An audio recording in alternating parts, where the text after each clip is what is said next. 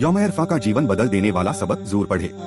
एक भाई ने अपना सच्चा और भावुक अनुभव शेयर किया। 1 साल पहले मेरी सुपरमार्केट में शॉर्ट सर्किट की वजह से आग लग गई।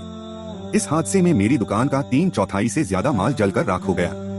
यह हादसा ईद उल अज़हा से सिर्फ 2 दिन पहले हुआ था।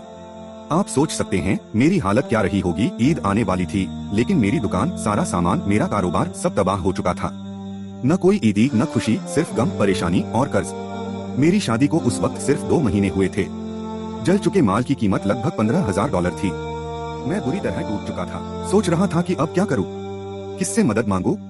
मैंने सोचा कि किसी दोस्त से उधार ले लूं। लेकिन जब भी किसी से बात की, जवाब यही मिला, भाई ईद पास है, अभी माफ करना, मदद नहीं कर सकता।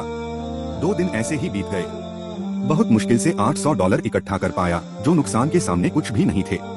उसी रात जब मैं घर लौट रहा था, एक पड़ोसी मिला, बोला ईद मुबारक, कल रोजा मत भूलना, यौम अरफा है। मैंने मन में सोचा, रोजा? इस हाल में मुझे अकेला छोड़ दो। मेरी बीवी ने मेरा मूड हल्का करने के लिए कहा, थोड़ी देर टहलने चलते हैं। हम बाहर गए, लेकिन मेरा दिल बहुत भारी था। कोई भी चीज अच्छी नहीं लग रही थी।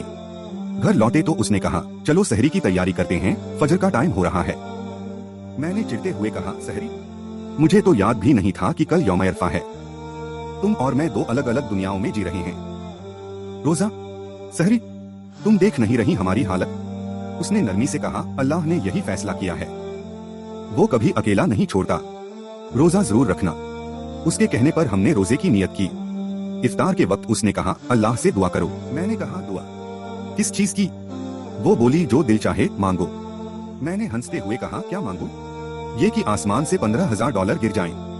वो मुस्कुराकर बोली, जिसने आसमान बनाया है वो सब कुछ कर सकता है। वो चुपचाप नमाज पढ़ने लगी और दुआ में लग गई। मैंने भी हाथ उठाए और दिल से बस वही $15,000 मांगे। मगर 1 घंटे बाद एक दोस्त का फोन आया, काफी शॉप आओ, जरूरी बात करनी है। मैं गया। उसने कहा, एक आदमी है जो बिजनेस में इन्वेस्ट करना चाहता है, मुझे तुमसे बेहतर कोई नहीं लगा। हमने उस शख्स को बुलाया।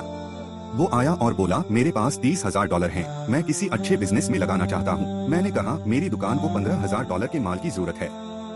आप आधे पैसे माल में, आधे दुकान की मरम्मत में लगाओ और मुनाफा आधा आधा, जब तक आपका सारा पैसा वापस न आ जाए। हमने डील कर ली। मैंने दुकान फिर से बनवाई, माल खरीदा और ईद के बाद दोबारा दुकान खोल ली। खुशी का ठिकाना नहीं था। और सुनिए, दुकान में आग लगने से सिर्फ 1 हफ्ता पहले मेरी माँ को कैंसर होने की आशंका थी। टेस्ट हो चुके थे, रिपोर्ट यौम अरफा के दिन आनी थी। रिपोर्ट आई नेगेटिव। अल्हम्दुलिल्लाह माँ पूरी तरह ठीक थी। जब माँ को पता चला, वो खुशी से रोने लगी और अल्लाह का शुक्र अदा करती रही।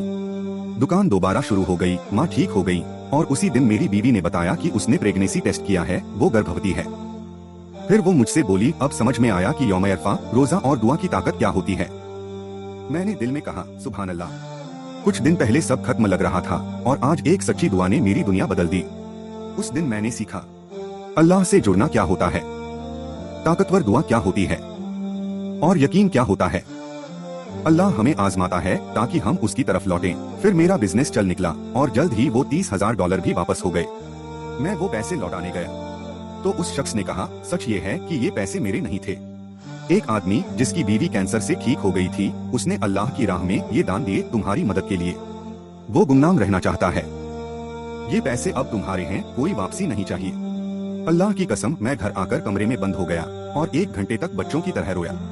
आज भी जब ये सब याद आता है, सिर्फ आंसू नहीं, दिल से खून के आंसू निकलते हैं कि मैंने कैसे अल्लाह से दूरी बनाई, जबकि वो हमेशा मेरे करीब था। सीख, अल्लाह कभी कभी देने के लिए रोकता है और रोकने के लिए देता है, यही उसकी हिकमत है। इन जुल्हिज्जा के पहले 10 मुबारक दिनों में हम सबको दुआ, तौबा और जिक्र में वक्त लगाना चाहिए और दुनिया भर के मजलूम मुसलमानों को न भूलें। हदीस, जो किसी को भलाई की राह दिखाए उसे भी उतना ही सवाब मिलता है जितना करने वाले को। इसलिए इस वाक़ये को शेयर करें।